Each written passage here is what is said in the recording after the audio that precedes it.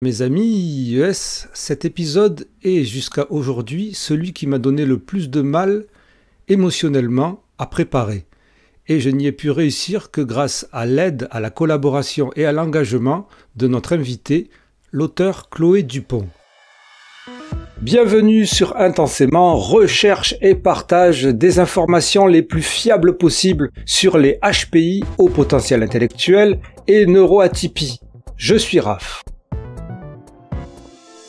Alors Chloé a été la victime de viols et de violences sexuelles à répétition durant son enfance et son adolescence. Elle a raconté son enfer dans un premier livre qui s'intitule Confession, avec lequel elle acte aussi pour la prévention, la sensibilisation et l'aide aux victimes de ces abus. Après un recueil de poèmes, elle sort son troisième livre, une autre autobiographie, qui raconte une partie de sa recherche de résilience, de compréhension et de paix. Et elle a choisi de témoigner sur Intensément parce que, à ce lourd passé, s'ajoute une longue errance psychologique et psychiatrique durant laquelle elle a reçu de nombreux diagnostics donnés par des professionnels diplômés, dont celui de HPE, de haut potentiel émotionnel. Oui, vous avez bien entendu, celui de HPE. Alors j'utilise assez souvent le terme de courage sur Intensément, mais là je crois que c'est le mot qui convient le mieux pour décrire Chloé. Et pour nous, elle va relater son errance diagnostique avec lucidité, intelligence, bienveillance, mais aussi un humour incroyable. Et je vous avoue que j'ai eu beaucoup de mal à cacher mes émotions donc durant cet enregistrement. Et pour une fois, j'ai choisi de faire un minimum de montage, même s'il y en a toujours, parce que sinon ça serait difficile à suivre, parce que je trouvais que de donner un rythme dynamique à cet entretien, ça sonnait un peu trop artificiel. Vous allez donc m'entendre un peu bégayer, mais bon, c'est la vie. En tout cas, je vous demande le plus grand respect dans les commentaires vis-à-vis de notre invité, ça va de soi, mais aussi vis-à-vis des professionnels dont elle parle et de leurs pratiques. Cet épisode permet, grâce au témoignage de Chloé, de comprendre un peu mieux ce qui mène à ces différents diagnostics, y compris celui de HPE, et à toute fin utile, je le rappelle, il n'existe pas de diagnostic de haut potentiel émotionnel validé par la communauté psychologique, ni française ni internationale. D'où nos interrogations.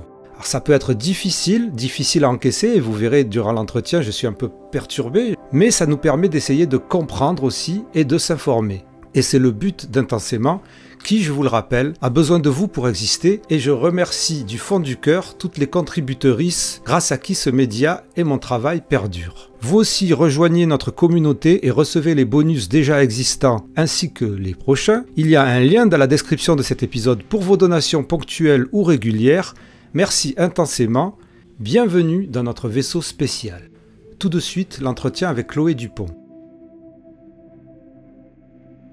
Chloé Dupont, bienvenue sur Intensément. Bonjour, bien, merci Raph.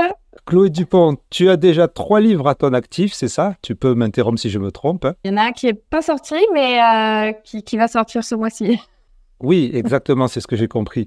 Ton premier livre, une autobiographie poignante qui s'intitule Confession, que je n'ai pas lu, mais dont j'ai lu des extraits et j'ai écouté des podcasts. Pour moi, ce sont des sujets enfin, j'ai du mal en fait avec ce genre de sujet et en lecture aussi. Alors, d'autant plus si c'est une autobiographie et si je rencontre la personne, alors après, je vais être tout perturbé. Dans cet ouvrage, tu relates une période sombre et dramatique de ton adolescence. Tu avais 14 ans, c'est ça, quand ça a commencé? C'est mon journal de 14 à 17 ans que j'ai légèrement romancé pour qu'il soit lu. Mais je raconte aussi ce qui s'est passé avant cette période de 14 ans et je raconte les sévices sexuels que j'ai vécus quand j'avais 10 ans. Donc, c'est une période sombre et dramatique de ton enfance et de ton adolescence, durant lesquelles tu as été donc la proie de prédateurs sexuels et de violences sexuelles perpétrées par des adultes dans un milieu glauque et malsain. Alors, est-ce que tu as envie de faire un résumé là, ou alors on ne rentre pas dans les détails? Alors, brièvement, puisque tu n'es pas le seul à avoir des difficultés avec ces sujets qui sont très très durs, Vraiment, ce n'est pas une particularité, ce sont des sujets qui sont très difficiles. Brièvement, donc j'ai subi des viols à répétition de mes 10 à 11 ans. Ensuite, je raconte dans ce livre toutes les dérives dans lesquelles je me suis, toutes les conduites à risque auprès de prédateurs sexuels dans lesquels je me suis intégrée volontairement. Enfin, volontairement, c'est un grand mot que les psychologues n'acceptent pas trop, mais moi, pour l'instant, je n'ai pas encore sorti de la notion de culpabilité. De mes 14 à 17 ans, effectivement, j'ai intégré un réseau de prostitution et de choses très malsaines, effectivement. Donc, c'est ça que je raconte dans ce livre. Sans rentrer dans les détails, donc ces traumatismes, ces sévices t'ont laissé des séquelles psychologiques, et psychiques et physiques aussi, sans doute, profondes. Oui. Et suite à ces événements, tu as commencé à enchaîner des troubles psychologiques et psychiatriques. Alors, on va peut-être discuter pour savoir si tu en avais pas déjà avant, je sais pas, c'est un peu cette sorte de questions que je me pose. Alors, c'est pas écrit en noir sur blanc sur le podcast intensément, mais de plus en plus, je fais beaucoup de choses sur l'errance médicale. Je trouve que c'est un sujet qui est vraiment important. Les rebondissements qu'on a tous et toutes au fil de notre vie, on va passer d'un diagnostic à un autre, d'un psychologue à un psychiatre à un autre truc, d'un avis à un autre, de tester tout un tas de thérapies différentes, diverses, officielles, alternatives, de se diriger vers différentes directions. Et toi, donc, tu es un exemple presque parfait de ça, parfait, en tout cas parlant. Donc, tu as reçu en tout cas des différents diagnostics, en tout cas officiels. Un diagnostic de bipolarité de type 2, tu nous expliqueras ce que c'est. Un trouble de la personnalité borderline, tu nous expliqueras aussi ce que c'est, enfin ce que tu as compris. Puis un haut potentiel émotionnel, donc HPE, donc ça c'est aussi un sujet sur lequel on va se pencher, vu les sujets du podcast. Tout ça par une neuropsychologue et une psychologue clinicienne. Et ensuite, le dernier diagnostic que tu as eu, c'est toujours pareil par d'autres psychologues et psychiatres, je crois.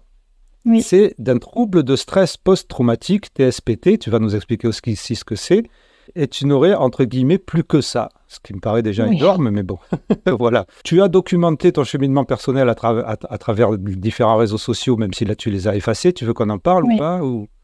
On peut en parler, oui. Parce que moi j'ai un peu suivi, j'ai un peu regardé tous ces vlogs et j'ai trouvé ça moi super intéressant, encore que c'était difficile pour moi c'est pareil, c'est très difficile pour moi si je peux pas aider la personne, je me sens complètement démuni en fait.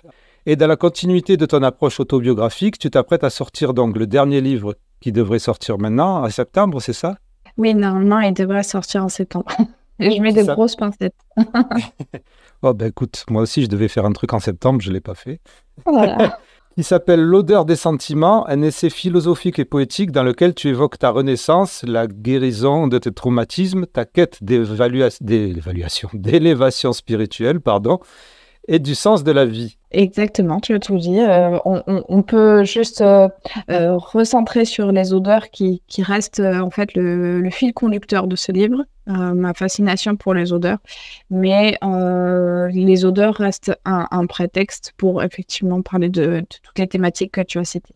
Ton errance psychologique, comment elle a commencé? À quel moment après tous les traumatismes que tu as subis, tu t'es dirigé vers les psychologues, vers les psychiatres? Comment ça s'est passé? Je pense que c'est le sujet qui va intéresser le plus les personnes qui... Enfin, je ne peux pas parler pour elles, mais je pense que c'est un sujet important sur Intensément. Donc, personnellement, c'est aussi pour ça que je me suis dirigée d'abord vers toi pour écouter tes podcasts, pour les regarder. Et c'est aussi pour ça que je me suis permis de te contacter, puisque je ne savais pas encore quand je t'avais contacté que je serais encore plus perdue aujourd'hui que je ne l'étais à ce moment-là. Je crois que je t'ai contacté au printemps à peu près. Là, nous sommes en septembre et je suis encore plus perdue parce qu'on me dit « Ah mais non madame, mais ce n'est qu'un trouble de stress post-traumatique que je décrirai après. Mais ça va aller, après une fois que ça s'est guéri, vous n'avez plus rien. » Et tu as posé une excellente question que moi je me pose et que je n'ose pas poser parce que en fait, je n'ai plus confiance, je ne sais plus comment poser les questions aux spécialistes qui sont jamais d'accord entre eux, qui disent un diagnostic, puis après l'autre va dire « Ah mais non, moi je suis pas d'accord ». Donc je ne sais plus à qui poser les questions. Et moi je me demande souvent, en fait, qui de l'œuf ou de la poule? Est-ce que j'étais déjà atteinte de troubles psychiatriques avant les événements traumatiques. Est-ce que ce sont les événements traumatiques qui ont forgé cette personnalité, donc bipolaire, borderline, etc. On va pouvoir effectivement, je vais donner que comme tu l'as dit, hein, mais ce que moi j'en ai compris, ce ne sont pas les définitions médicales, je ne prétends pas les connaître par cœur. Et c'est une grosse question que je me pose de plus en plus, puisque donc j'ai commencé à être dirigée vers la psychologie et la médecine pour mes troubles à 14 ans. À 14 ans, j'étais au collège, j'étais anorexique, phobie sociale extrême. Et d'ailleurs, à partir de la quatrième, je suis quasiment plus allée au collège. Je trouvais toutes les excuses possibles pour pas y aller. Et l'infirmière scolaire, à ce moment-là, il y en avait encore un petit peu, a appelé mes parents pour dire vous allez être au courant, votre fille passe son temps en dehors des cours, toutes les récréations, les heures de cantine, etc. Elle passe son temps aux toilettes.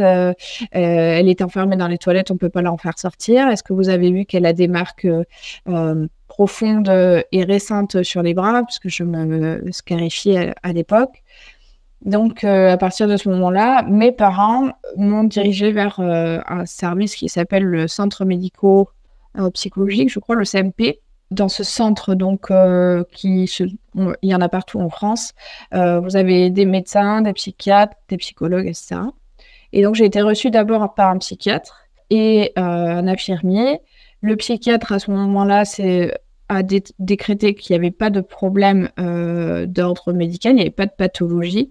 Donc, j'ai été redirigée vers une psychologue. Et là, j'ai eu un suivi psychologique de mes 14 à... Ça n'a pas duré très, très longtemps parce que j'ai refusé de coopérer, on va dire 14-15 ans maximum. Mais je pense que j'y suis allée quelques mois.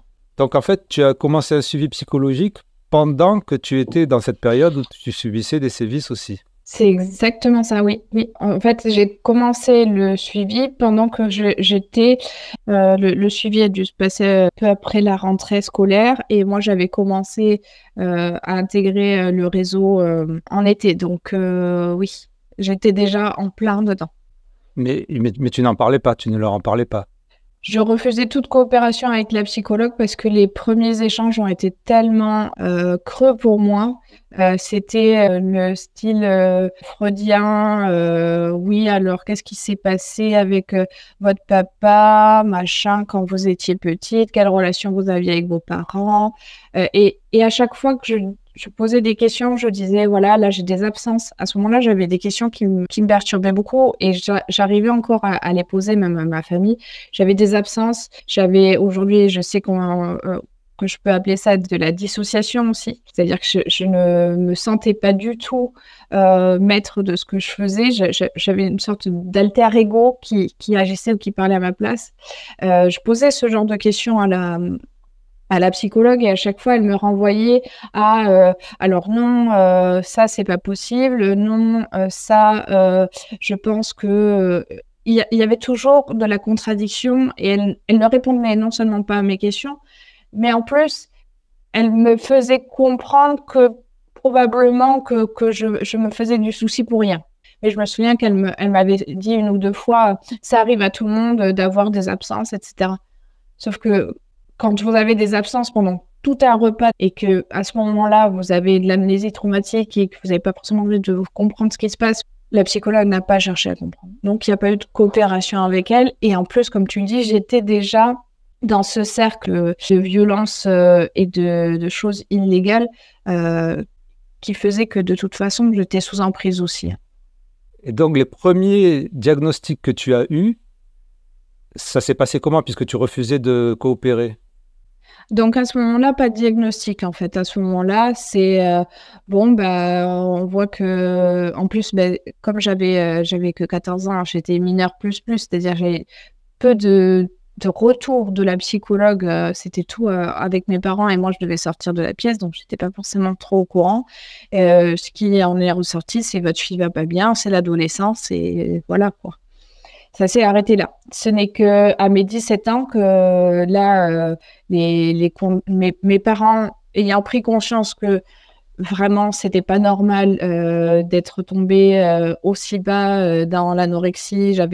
Voilà, même à la maison, j'avais des comportements qui montraient vraiment que j'allais pas bien. Je restais enfermée tout le temps. Je refusais de parler à qui que ce soit. Je sortais pas. Enfin, donc j'avais quand même des comportements qui montraient que l'adolescence, c'est compliqué pour tout le monde, c'est un peu facile. Donc j'ai revu une psychiatre à mes 17 ans qui l'a posé le premier diagnostic de dépression. Oui, ça c'est un classique. Voilà. J'allais dire. C'était encore un petit peu facile.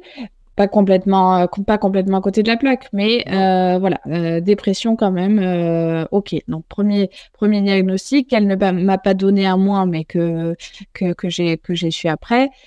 Toujours parce que la communication a été compliquée. Moi, je refusais toujours de coopérer. Je sortais à peine, j'étais encore à moitié dedans les premiers mois de séance, et après j'en sortais. Et quand j'ai commencé à vraiment échanger avec la psychiatre, j'ai à nouveau eu, parce que bon, pour les personnes qui auront lu ou qui liront mon livre, je sais que on peut avoir ce genre de réflexion, de réaction.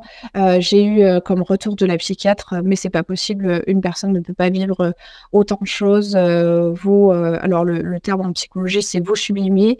Non, moi je veux bien croire qu'il y a eu des événements traumatiques, mais là c'est pas possible. En gros, vous racontez des mensonges, quoi. Et à partir de ce diagnostic de dépression, donc tu as eu quoi? Un traitement, des médicaments, une médication?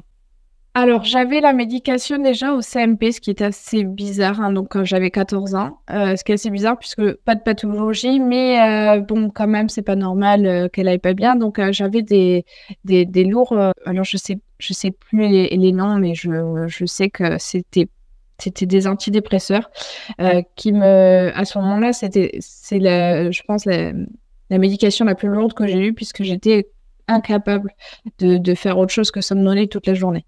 Donc, au bout d'un moment, j'ai arrêté de les prendre aussi.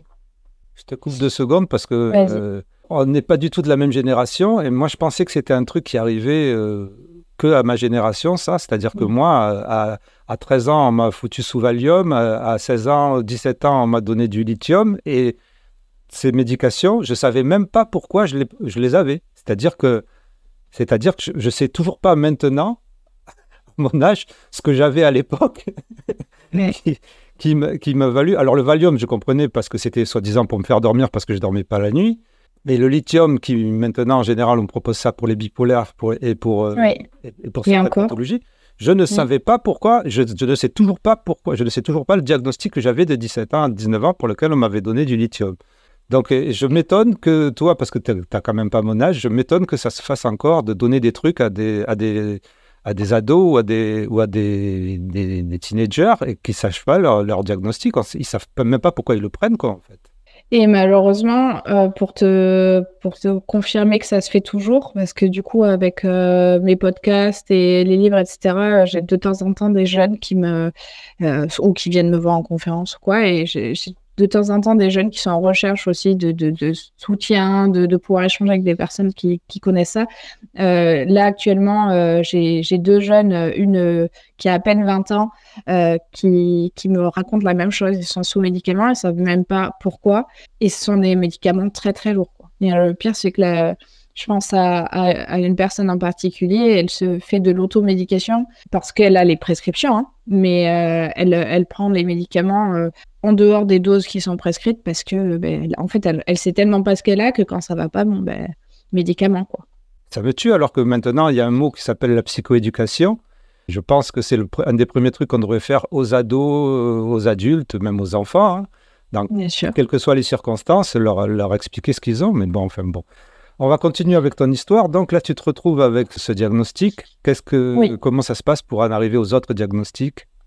Donc à ce moment-là, rebelote, on me remet sous antidépresseurs. peu moins fort. D'ailleurs, j'en parlais à la psychiatre, je dis, écoutez, ça ne me sert pas à grand-chose. Ok, on essaye un peu plus fort. Bon, ça marchait toujours pas, puisque là, il y avait quand même un certain nombre d'années de traumatisme qui s'étaient ajoutés, donc c'était plus dur. Excuse-moi, mais là, les psychiatres qui te donnaient tout ça et qui t'avaient fait ils connaissaient tes traumatismes ou c'était juste par rapport à tes comportements? Ils étaient obligés de s'adapter au comportement et pas au traumatisme connu. Alors, le premier psychiatre, quand j'avais 14 ans, lui ne connaissait rien du tout et il s'adaptait juste à mes comportements, parce que moi, en plus, je refusais de parler pendant les séances avec la psychologue. Donc là, il y avait uniquement les marques sur mon corps mon comportement qui pouvaient lui permettre de diagnostiquer ou de trouver une médication adaptée. Et il était vraiment dans le noir complet. La deuxième psychiatre, en revanche, ne savait pas tout, mais elle savait, c'est la première personne à qui j'ai dit pour les sévices de mes 10 à 11 ans. Et c'est aussi, elle savait aussi ce qui s'était passé entre mes 14 et 17 ans. Ça, elle n'avait pas tous les détails puisqu'elle m'avait vite rejeté en bloc, mais elle avait quand même les informations de ce qui m'était arrivé, sur ce qui m'était arrivé. Donc j'ai eu ce traitement-là, ça a peut-être duré 1 an et demi.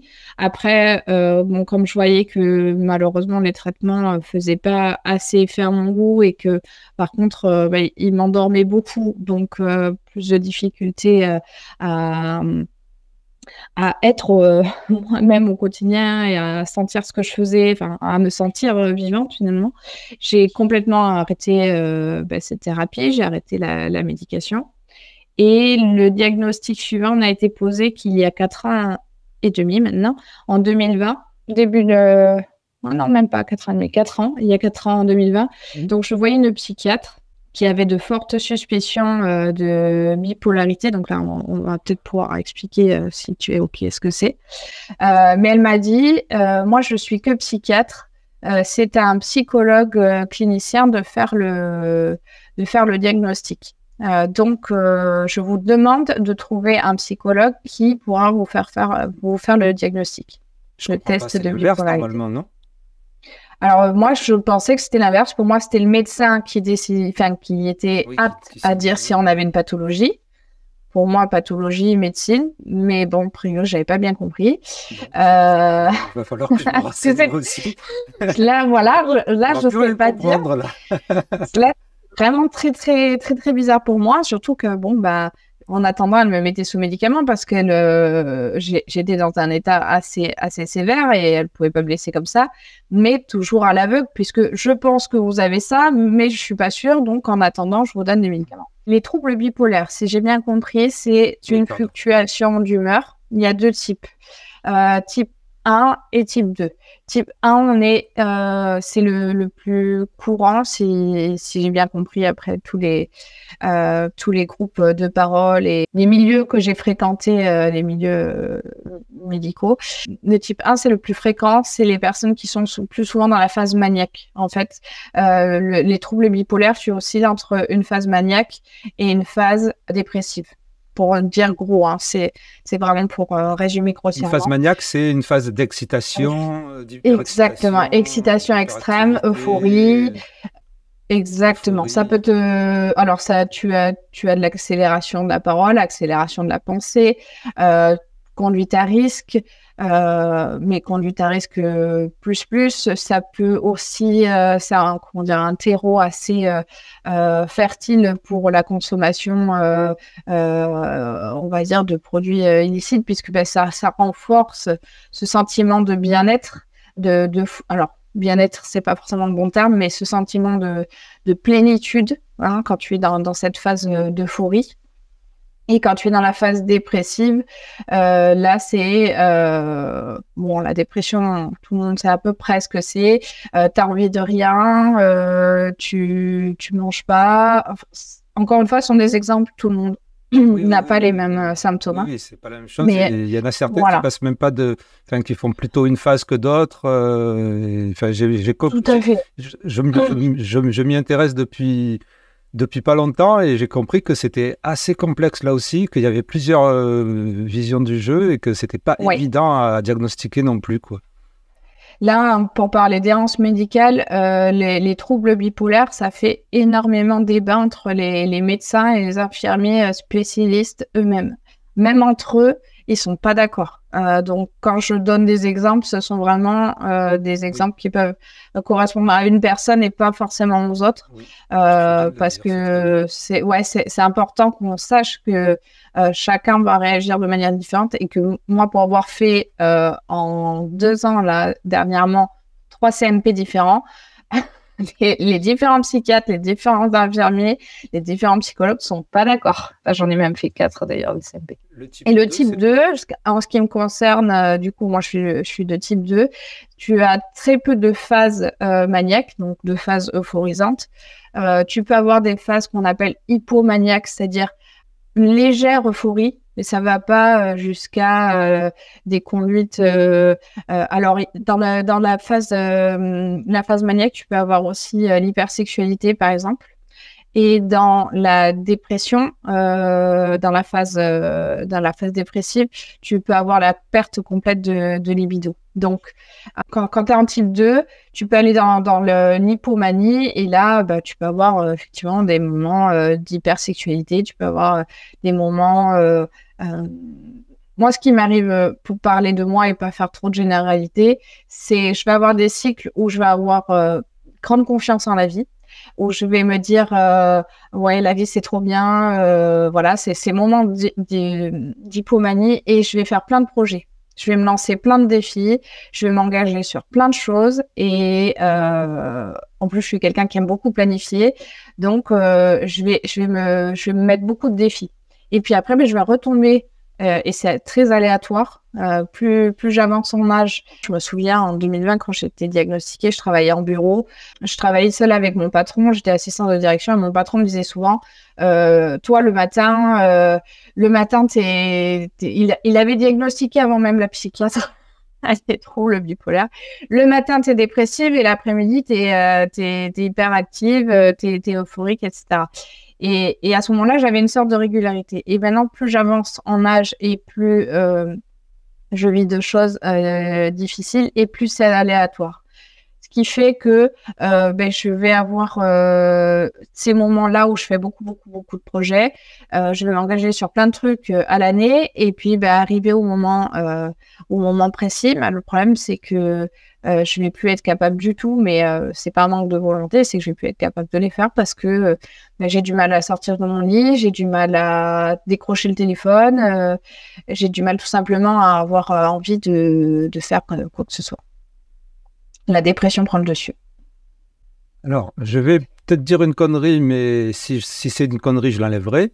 Donc, apparemment, parce que j'avais cru comprendre ça, il y a certains experts qui pensent que le fait de vivre justement une grande détresse émotionnelle ou un traumatisme dans l'enfance, ça peut entraîner un développement d'un trouble bipolaire.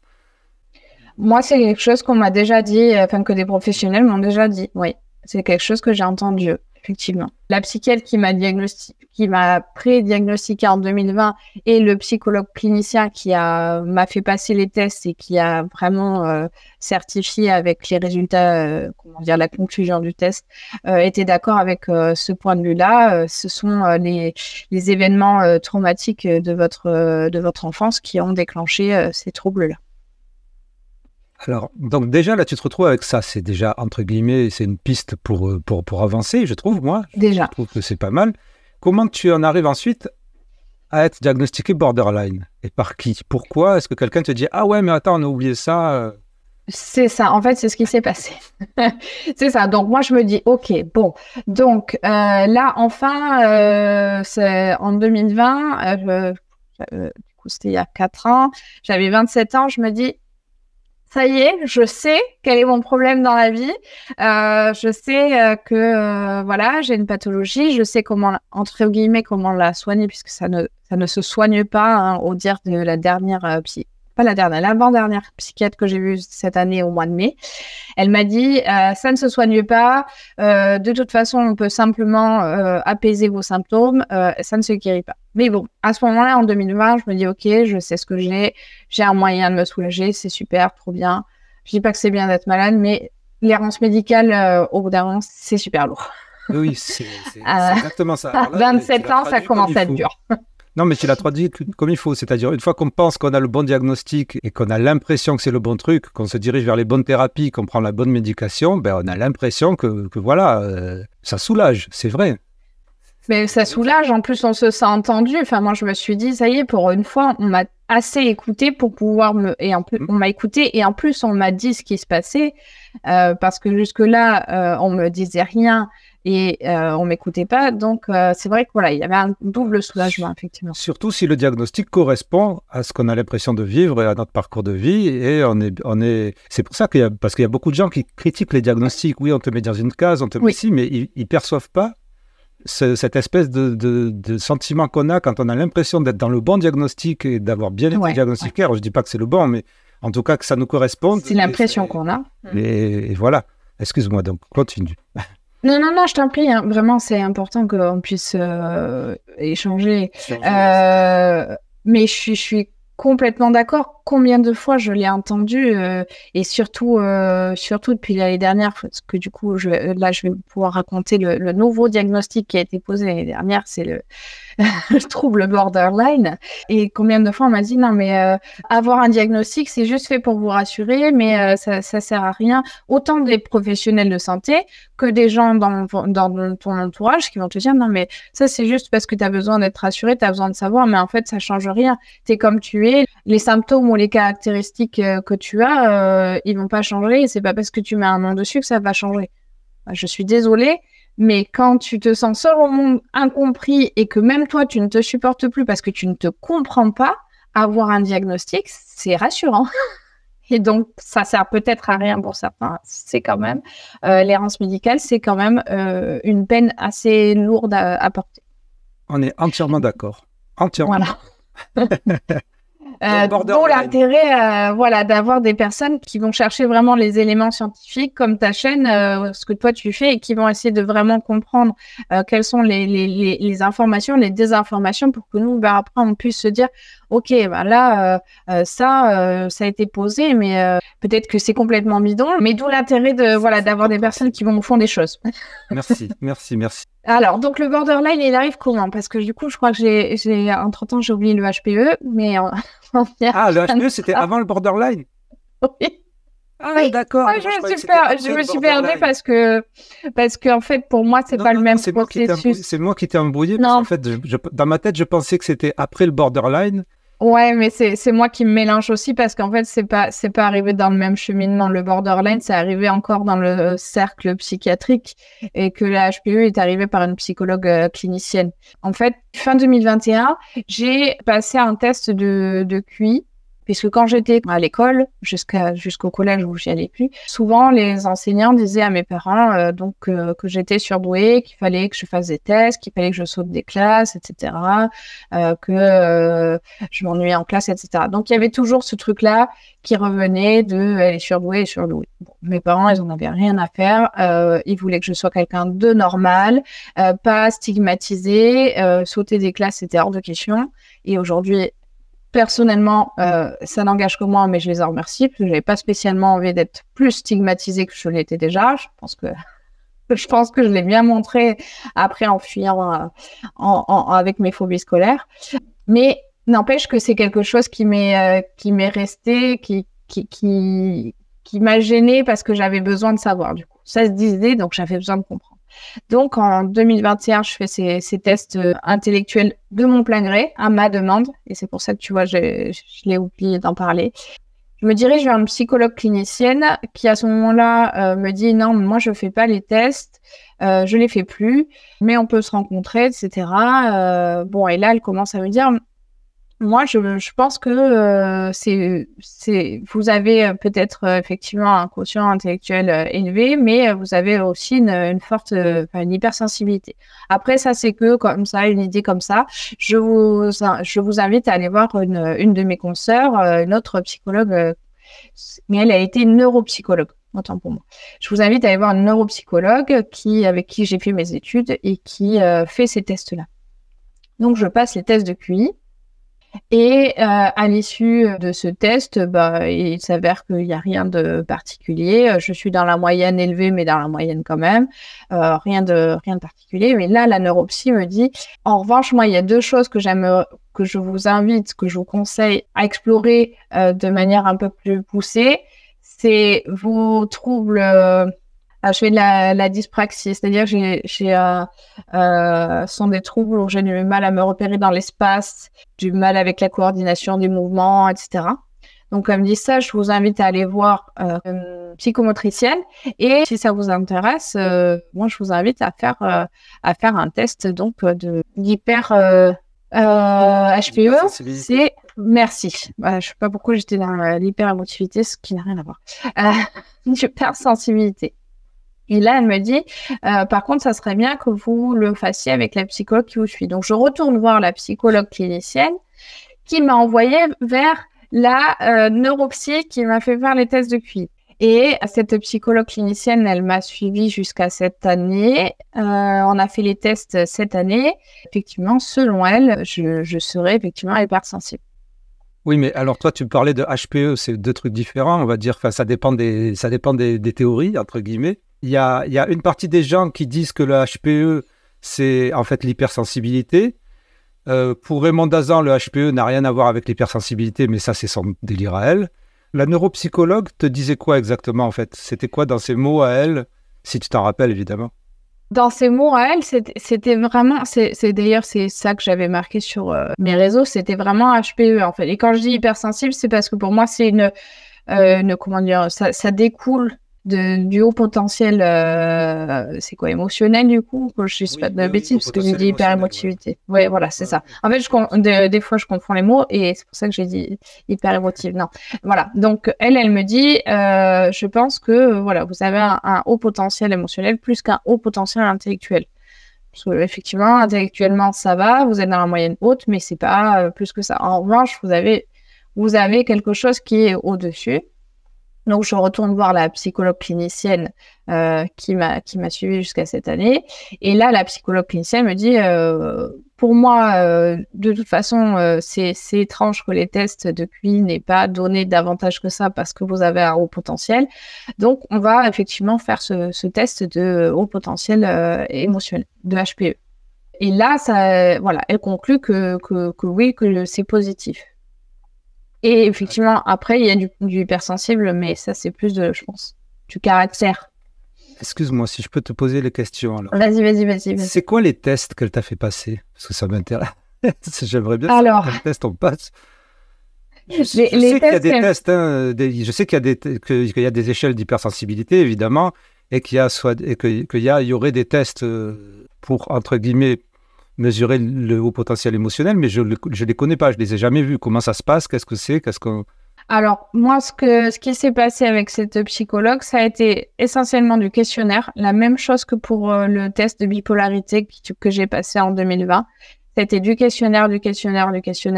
Alors, dans le questionnaire, c'est pas toi qui le lis et qui répond après, c'est le psychologue qui me l'a lu et qui a interprété, qui a analysé mes réactions et noté mes réponses. Et à la fin du questionnaire, donc elle analyse la manière dont j'ai réagi, j'ai répondu à toutes les questions. Ça, c'est un truc qui dure 4 heures. Ah oui, quand même. Et est-ce qu'elle t'explique ce que c'est le haut potentiel émotionnel ensuite? D'après la manière dont j'ai du mal à distinguer les deux, tu vois que non, je n'ai pas tout compris. Donc pour elle, ça voulait dire quelqu'un qui a, je sais pas, parce qu'en fait, c'est bizarre parce qu'elle, je suis perdu parce que autant elle peut te dire, je suis étonné que vous n'ayez pas de HPI parce qu'il me semble, mais bon, le HPI c'est le haut potentiel intellectuel, on suppose quelqu'un qui a une potentialité intellectuelle. Pour elle, est-ce que ça voulait dire que tu avais du mal à gérer tes émotions, ou que tu avais beaucoup trop d'émotions, ou que tu avais des capacités à justement gérer tes émotions, ou c'était plutôt de capacité à gérer. Non, en fait, ce qu'elle m'explique, c'est que j'ai une forte sensibilité et j'ai une forte réceptivité comment dire, les émotions sont intenses. Je ressens fortement les émotions aussi des autres et j'ai une hyper réceptivité aux stimuli en fait. Mais pourquoi est-ce qu'elle s'est pas dit ça vient justement du stress et du traumatisme et de la bipolarité? Pourquoi est-ce qu'elle s'est Alors elle ne m'a jamais parlé de TPST, jamais. Elle t'a parlé de bipolarité quand même, parce que la bipolarité aussi, ça engendre ce genre de... La bipolarité, elle en était consciente, mais elle n'était pas forcément d'accord avec ce diagnostic. D'accord. Donc elle préférait un diagnostic, entre guillemets, alors je vais dire un mot fort, hein. Elle préférait un diagnostic qui n'a aucune validité, plutôt qu'un diagnostic valide, et de se pencher vers les stress post-traumatiques qui génèrent tout ça, hein, les difficultés. Elle cherchait vraiment dans la personnalité. Elle ne cherchait pas ni dans la pathologie, parce que quand on parlait et de dyspraxie et de troubles bipolaires, etc., elle mettait de côté ces choses-là purement, on va dire, médicales, les stress post-traumatiques, et elle cherchait vraiment le côté personnalité, enfin le côté psychologique, quoi. Ma constitution psychologique. Elle mettait de côté les facteurs extérieurs, entre guillemets, je ne sais pas si on peut dire comme ça. D'accord. Alors moi qui ai souvent crié au loup sur ces genres de diagnostics, à la limite, tu vois, ce que tu m'expliques là, parce que jusqu'à présent, je n'avais jamais eu une discussion de cette manière-là avec quelqu'un, ce que tu m'expliques là, ça peut être compréhensible, bien que je trouve toujours ça dangereux tout de même, dans ma tête. Et à partir de là, qu'est-ce qu'elle t'a proposé? Déjà, est-ce que ça t'a aussi soulagé que d'apprendre que quand tu étais bipolaire, par exemple? Pas du tout, puisque en fait, à ce moment-là, ça a créé en moi une sorte de... Alors, je ne vais pas forcément employer les bons mots, mais de dépendance pas à sa thérapie, mais aux séances avec elle, puisque je me suis sentie comprise personnellement et non plus... mes repères étaient venus s'accrocher à elle. Mes repères, c'était elle, la psychologue, et plus le diagnostic et la possibilité d'être soignée. Donc, je savais toujours que j'avais la bipolarité, mais j'avais toujours le diagnostic de la bipolarité, mais je me disais, OK, la bipolarité, elle va être gérée par les médicaments, mais par contre, ma constitution personnelle défaillante, si je peux dire, ben, il y a qu'elle qui la comprend, puisque jusque-là, on m'en avait jamais parlé, et puisque elle le range dans une autre case que les traumatismes et que les pathologies. Donc, ça m'a pas du tout rassurée, ça m'a juste plus incité à la voir en consultation, puisque en fait, c'était devenu mon repère, en fait. Mais elle t'a pas demandé d'arrêter la médication, quand même? Non, pas elle. Non. Non, pas du tout. Elle n'était pas forcément pour, mais c'était pas son... Elle n'avait pas légitimité, selon elle, à en parler, donc... Je suis assez perturbé quand même. Mais bon, on ne va pas enfoncer plus le clou parce que voilà, c'est une professionnelle. Moi, je ne le suis pas. Voilà, on donne notre avis, mais après, voilà, chacun. Et d'un seul coup, enfin, d'un seul coup, non, pas d'un seul coup. Et tu arrives à borderline comment alors? Et donc, j'arrive à borderline de manière complètement, là, pareil, mais complètement ahurissante, parce qu'en fait, j'étais suivie donc par un CMP. À ce moment-là, il y avait déjà quasiment plus de psychiatres disponibles. Donc, la psychiatre, je la voyais plus qu'une fois par an. Donc, j'étais suivie par une infirmière en pratique avancée. Ce sont des infirmières qui font, des infirmières ou des infirmiers, ce sont des infirmiers qui font 1 an d'études de plus pour avoir l'autorisation de délivrer les médicaments en collaboration avec le psychiatre du CMP et toujours en respectant la première prescription du psychiatre. Mais disons qu'ils ont 1 année de psy en plus, d'études de psy en plus, qui fait qu'ils sont ils sont spécialisés et plus formés. Et elle me dit, bon, moi je suis que infirmière, ça c'était fin août 2023, donc il y a quelques mois. Je suis que infirmière, donc je ne peux pas poser de diagnostic. Et sachez que de toute façon, il n'y a pas encore de test possible pour valider cette pathologie. Mais je pense très fortement que vous avez une personnalité borderline. Borderline qu'on appelle aussi trouble de l'état limite. C'est une pathologie qui, si j'ai bien compris, te pousse à avoir des comportements extrêmes, des conduites à risque, de l'auto-sabotage à répétition, auto-sabotage autant en conduite envers soi-même qu'avec les relations aux autres. Bipolaire, borderline, on dirait que c'est la même chose. Au départ, pendant longtemps, je confondais les deux. Est-ce que tu as cru comprendre, toi, ou tu t'intéressais à la différence entre les deux? Est-ce que tu lui as pas dit, j'ai été diagnostiqué bipolaire, quelle est la différence entre borderline et bipolaire? Non, alors ça, je lui ai pas posé la question parce que pour moi, dans son explication, c'était assez clair. Bipolaire, ça veut dire que j'ai une fluctuation d'humeur et que j'ai des symptômes qui font que je vais être très ou tout l'inverse, rien du tout, quoi. Le syndrome de la personnalité borderline, c'est plus je me déteste à tel point que je vais toujours m'auto-saboter. J'ai pas confiance aux autres, j'ai pas confiance en moi. Je vais aller, ça c'est ce que j'ai compris. Je vais aller saboter mes relations. Pour moi, c'est pas lié à l'humeur, c'est plus lié à la conduite en fait. C'est très bien expliqué, très bien, merci. Donc ça serait complémentaire. Ça explique un peu ce que j'ai lu aussi sur ça. Et de toute manière, tu peux avoir les deux, comme beaucoup de pathologies et de troubles, on peut avoir les deux, ça peut être une comorbidité. Et de ce que j'ai compris, les chiffres sont assez forts sur les comorbidités, c'est-à-dire que par rapport à la population générale, tu as beaucoup plus de bipolaires qui peuvent être borderline et beaucoup plus de borderline qui peuvent être bipolaires. Donc, ouais. D'accord, donc tu te retrouves avec ces deux trucs-là. Est-ce que ça t'avance là aussi dans ta connaissance et dans ton cheminement?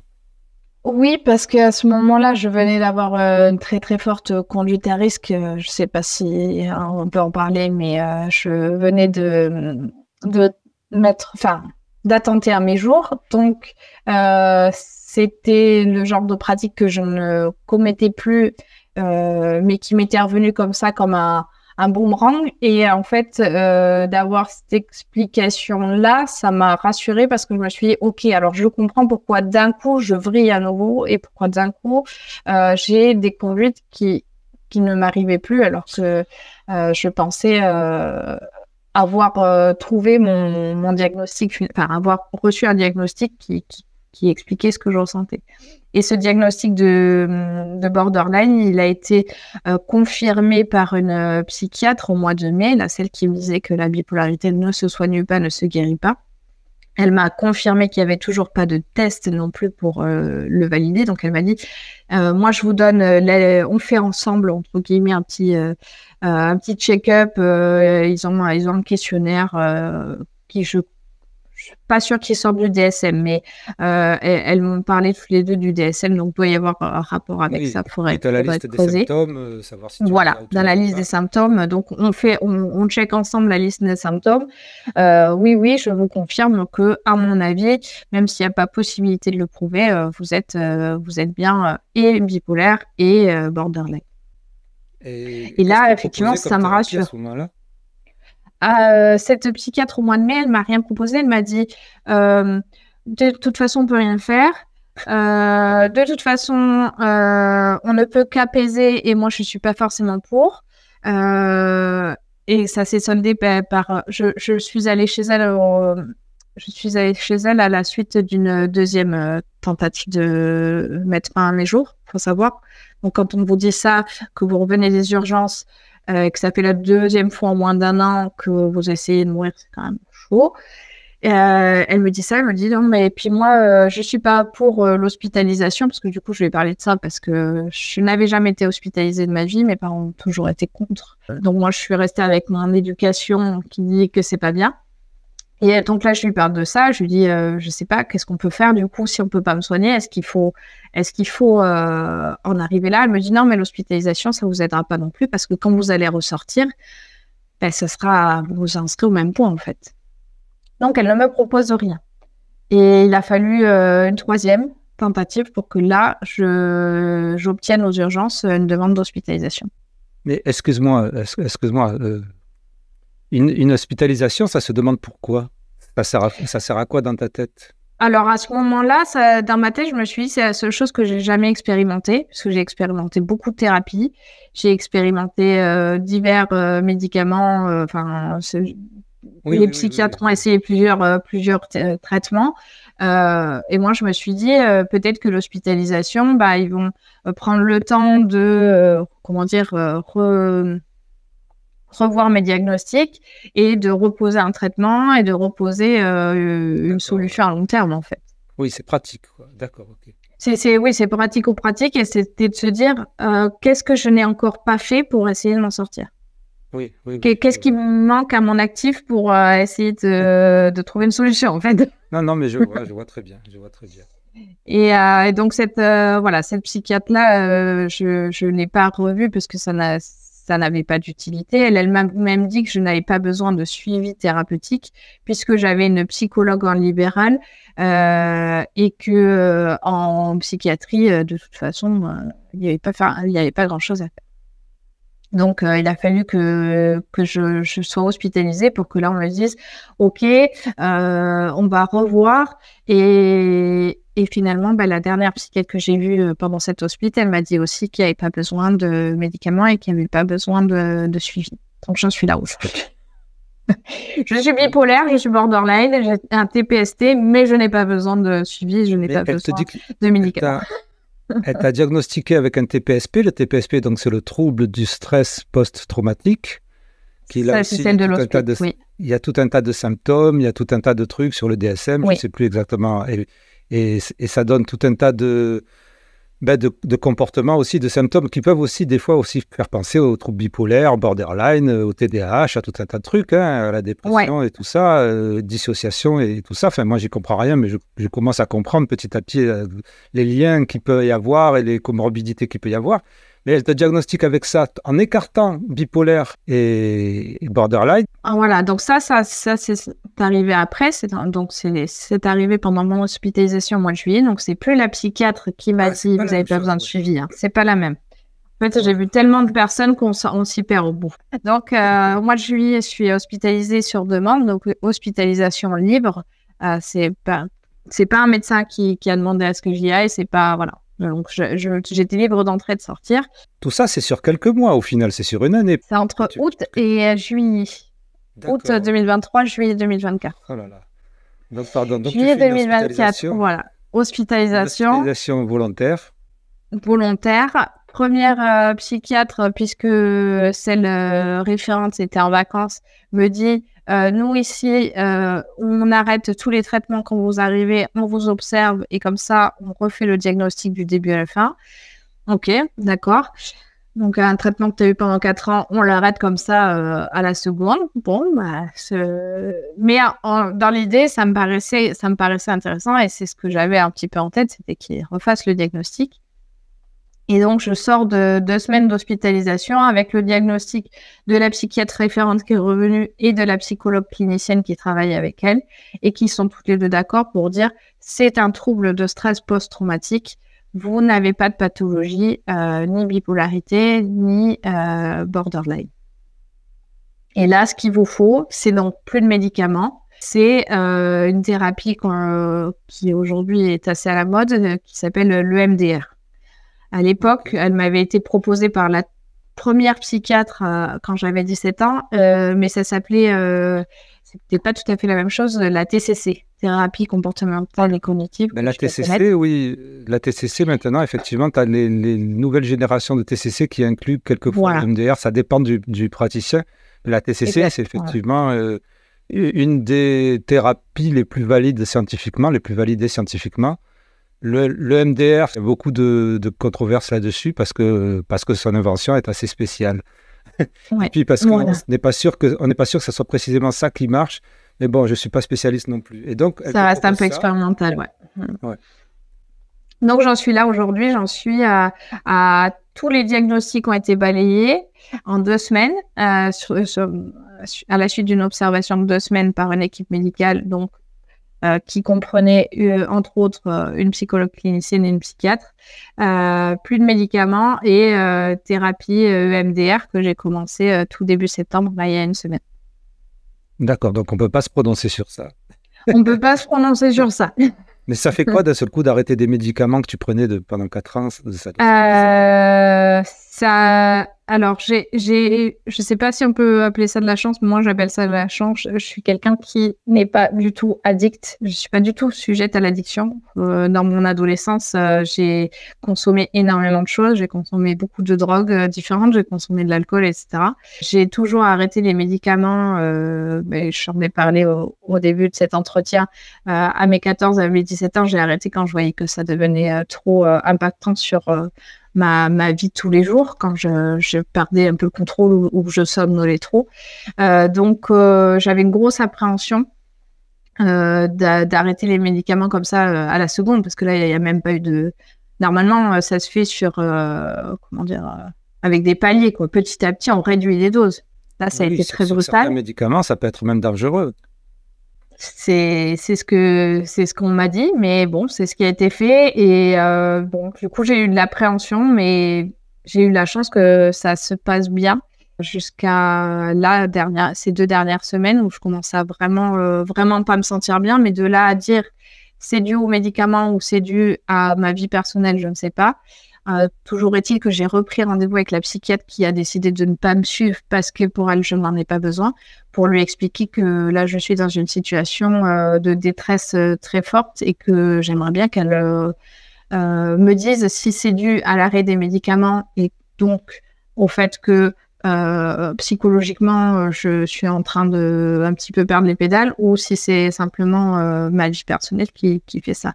Mais si tu veux, j'ai arrêté les médicaments donc mi-juillet quand j'étais hospitalisée, jusqu'à là il y a 2 semaines, tout se passait bien. Pendant un mois, tout s'est bien passé.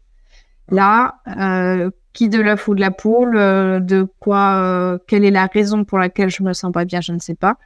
Mais j'ai quand même repris rendez-vous avec la psychiatre pour qu'elle réévalue sa décision d'arrêter les médicaments. Je suis désolé.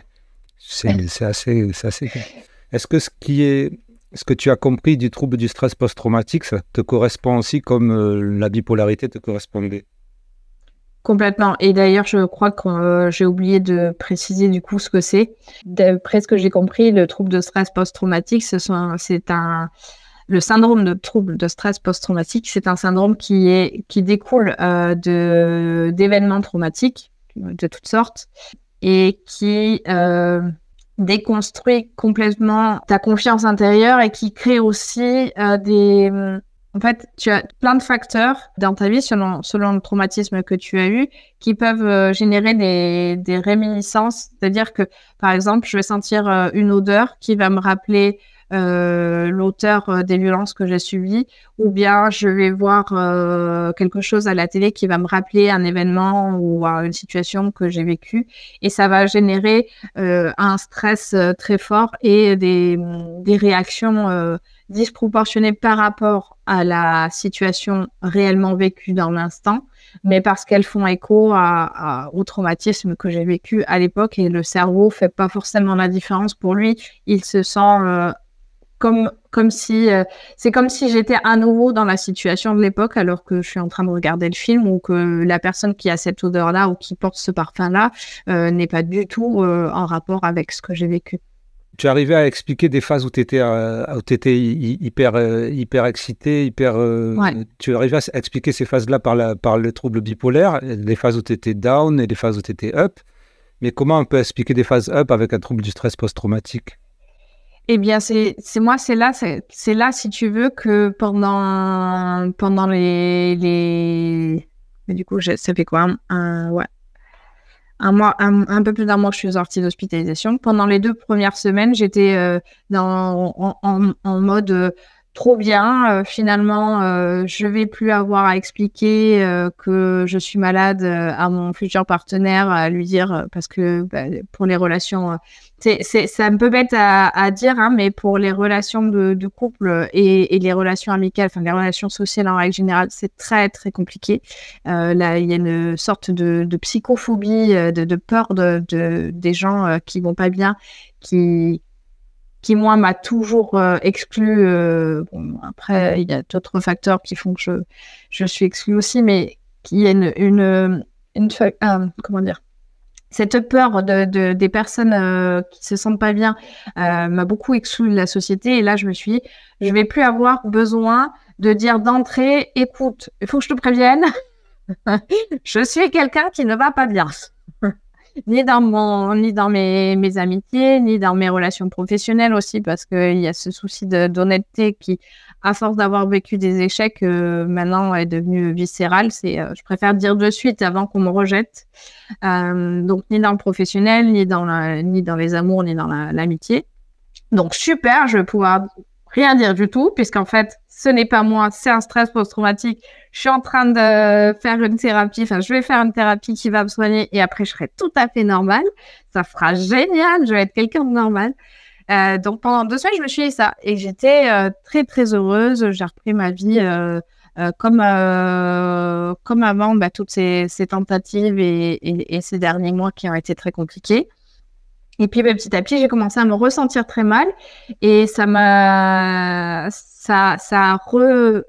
fait ressurgir les questionnements. Justement, le questionnement que tu viens de poser, c'est qu'est-ce qui explique que, justement, là, bon, on peut dire c'est parce que je me suis sentie soulagée d'avoir, entre guillemets, que un TPST. Donc c'est un lien, on va dire...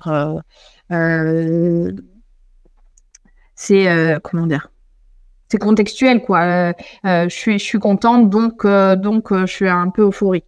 Mais avec la retombée du soufflet, j'ai recommencé à me poser des questions. Oui, mais il n'y a pas toujours eu des raisons pour lesquelles je puisse expliquer que d'un coup, j'avais plein de projets alors que la veille, je me disais que j'étais bonne à rien et que j'avais saboté mes études. À 30 ans, je me remette à faire des projets que j'avais complètement laissé tomber et que le lendemain, je change d'avis. Enfin, ces fluctuations d'humeur, pour moi, elles ne peuvent pas s'expliquer, ou en tout cas, elles ne s'expliquent pas uniquement par le TPST. Et aujourd'hui, j'en suis là. Je sais vraiment pas, mais en tout cas, c'est fort. Hein. Je suis désolé que tu en sois encore là avec toutes ces interrogations et ces sentiments-là et ces feelings. C'est assez dur parce que je rencontre aussi beaucoup de gens qui sont un peu dans ce problème-là et je m'aperçois que c'est pas évident de savoir en qui faire confiance, même chez des professionnels qui nous paraissent pas des charlatans, ni des arnaqueurs, ni rien du tout. Ce sont des gens qui sont vraiment dans leur profondément engagés dans leur boulot, dans leur et dans ce qu'ils font. Et je vois que c'est dur pour beaucoup de gens et c'est dur aussi pour toi de s'y retrouver dans tous ces diagnostics, dans toutes ces pistes. Et encore, on n'a pas parlé de toutes les pistes parce que c'est dommage, on n'aura pas le temps. Je suis désolé, sauf si tu as envie justement d'en parler. On va parler si tu veux, on va terminer par le message que tu voudras et puis ton dernier livre. Dans ton dernier livre, tu parles de quête de spiritualité aussi apparemment. Donc, il y a aussi ça qui peut aussi être quelque chose de spécial aussi dans un parcours qui peut aider, qui peut... Et on n'a pas parlé aussi peut-être de diagnostic, je ne sais pas, de médecine alternative que tu as peut-être eu, j'en sais rien. Oui, j'en ai eu beaucoup, oui. Il faudrait des heures. Il faudrait écrire un roman, voilà. Voilà. C'est ce que tu as fait, c'est ce que tu as fait. C'est ce que je fais, voilà. Comme tu l'as dit, on ne peut pas encore je peux pas encore me prononcer ou je peux pas encore donner de ressenti, de retour sur la thérapie EMDR que je suis en train de suivre. Je peux pas encore dire si vraiment le diagnostic de TPST qui a balayé tous les autres diagnostics en 2 semaines seulement d'hospitalisation. Alors seulement, c'est pas que j'aurais voulu être hospitalisée plus, c'est qu'en 2 semaines, on a balayé des années de diagnostic avec une théorie qui pour moi tient très bien la route, mais qui ne répond pas forcément à mes questions et je ne sais pas à qui les poser. Donc pour moi, c'est tout ce que je peux dire d'intéressant dans le sens où c'est les seuls faits que j'ai à rapporter. Le reste, ce sont des questionnements et ni toi ni moi ne pouvons y répondre et peut-être, j'espère que voilà, sur ta chaîne, les personnes compétentes continueront à venir donner leur avis pour nous aider justement. Et moi, je te remercie encore pour ça.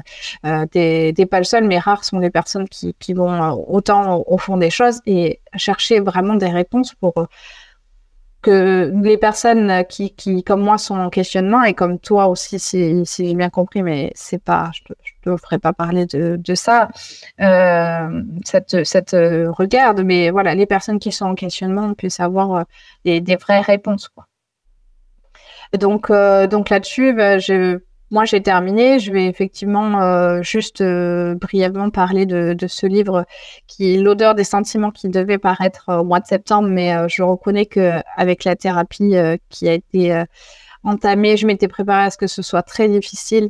Le MDR, c'est une thérapie qui fait revivre les traumatismes pour que le psychologue aide le patient à raisonner son cerveau et à lui dire: tu fais la distinction entre ce qui s'est passé et ce que tu vis aujourd'hui, les déclencheurs aujourd'hui, les facteurs déclencheurs aujourd'hui qui te font croire que tu revis une situation, et donc tu as des réactions qui sont liées à ton passé et non pas à la situation que tu vis aujourd'hui.